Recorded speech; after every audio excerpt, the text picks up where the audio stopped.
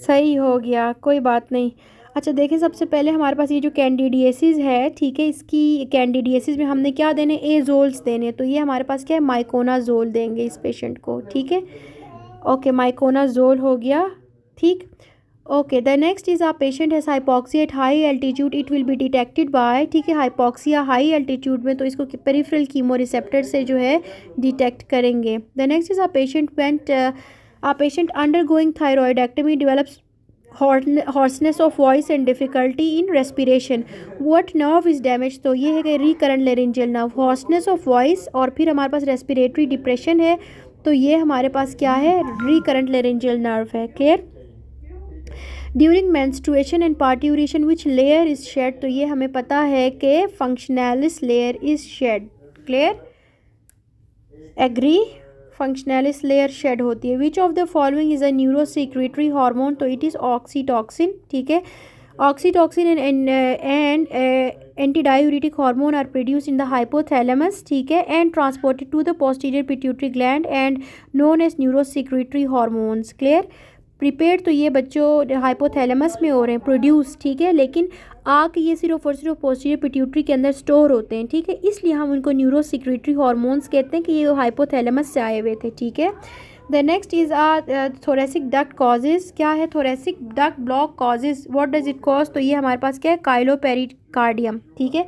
60 years old non diabetic है, ठीक है, और patient for last 20 years presented with rapidly progressive renal failure, तो ये क्या कॉज करता है, Kimmelstiel Wilson syndrome cause करेगा। A patient with unable to move the eyes to the lateral side and having contralateral hemiparesis due to the lesion of the pons, ठीक है। अगला है, a patient with complaint of regurgitation, chest pain and mild night partially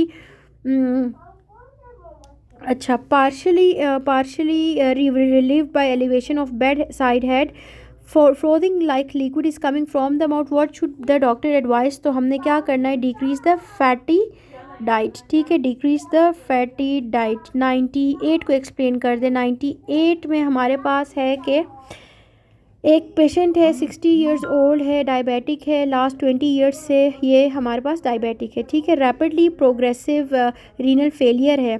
तो इस patient के अंदर क्या होना शुरू हो जाएगा, रीनल फेलियर की वजह से क्या कहते हैं, कॉपर की एक्यूमुलेशन होगी।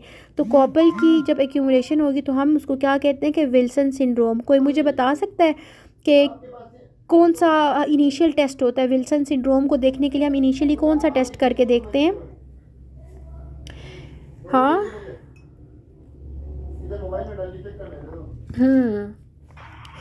सीरम सेरुलोप्लाज्मिन लेवल्स देखते हैं, ठीक है, हम ऐसे पेशेंट के अंदर।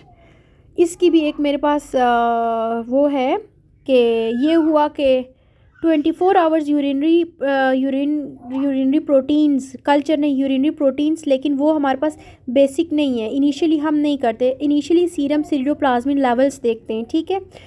अच्छा, अब हमारे पास ये हुआ कि ये जो आपने कॉपर प्रोटीन देखा है किस कलर का होता है? इस वाले विल्सन सिंड्रोम के पेशेंट का यूरिन देखा है आप में से हाउस जॉब में किसी ने?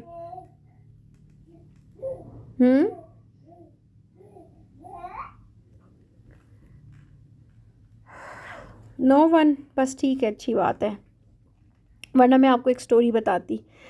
अगला हमारे पास है कि nerve supply of the rectus abdominis. तो रेक्टस एब्डोमिनस को लोअर 6 थोरेसिक आर्टरीज जो है थोरेसिक नर्व्स जो वो सप्लाई करती है। अच्छा, हुआ ये कि चले मैं आपको इस तरह की दो बातें हैं, ठीक है। अब सबसे पहले ये हुआ कि जब हम लोग वहाँ पे गए, हम पीड्स की रोटेशन करने के लिए मैं गई, तो वहाँ पे एक पेशेंट था, उसको नेफ्रोटिक सिंड्रोम था, उसकी हर जगह जो है स्वॉलन थी, आंखें भी, फेस भी, वो बेचारा बच्चा ना इस तरह का था। तो उनकी अम्मी जो थी ना वो मतलब इतनी एजुकेटेड नहीं थी, तो हमने उनको बताया कि आपने जो है ना 24 आवर्स यूरिन कलेक्ट करना है।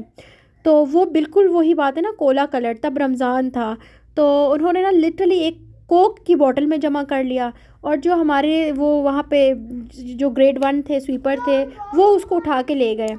तो अब ये होता है, एचओ का काम होता है सारे सैंपल्स वगैरह ले जा के देना।